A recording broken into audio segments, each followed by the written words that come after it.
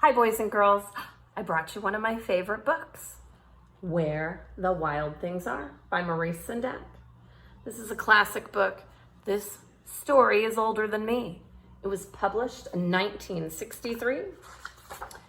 Where the Wild Things Are. This is Max. And I want you to pay attention because at the beginning, the pictures are kind of small, a little square.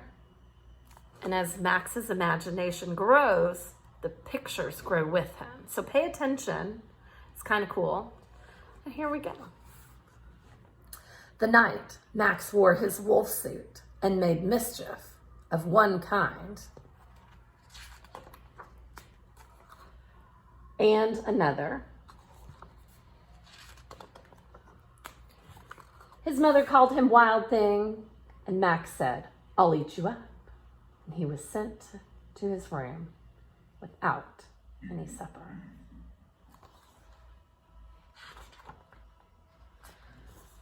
That very night, in Max's room, a forest grew.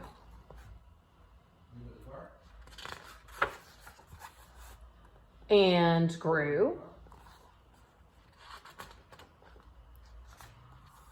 And grew until his ceiling hung with vines, and the walls were the world all around him. Do you see the pages getting bigger? Look, it's more than just one page. It's a page and some more. And an ocean tumbled by with a private boat for Max, and he sailed off through night and day. And in and out of weeks, and almost over a year, to where the wild things are.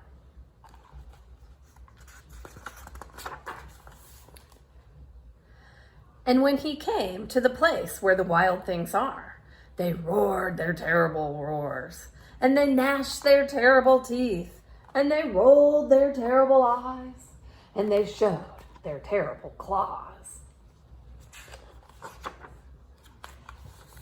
Till Max said, "Be still," and tamed them with the magic trick of staring into their yellow eyes without blinking once. And they were frightened and called him the most wild thing of all.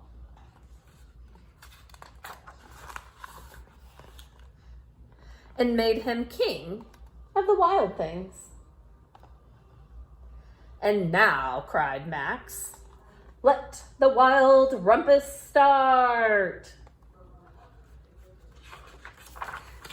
Look, there are no words on this page, but I always say they danced at the moon, and they roared their terrible roars, and they gnashed their terrible teeth, and they hung from the trees. And they rolled their terrible eyes, and they showed their terrible claws, and they rumpused and they roared. And did you see how big that imagination? No words, no space for them on this page. "Now stop," Max said, and sent the wild things off to bed without their supper. And Max, the king of all the wild things, was lonely and wanted to be where someone loved him best of all. Then all around him, from far away across the world, he smelled good things to eat. So he gave up being king of where the wild things are.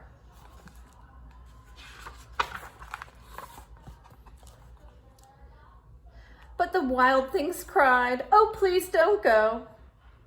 We'll eat you up. We love you so." And Max said, "No."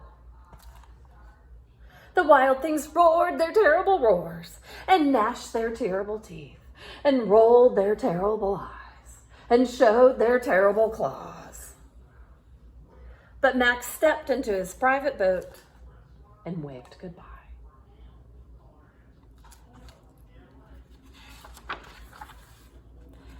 and sailed back over the year and in and out of weeks and through a day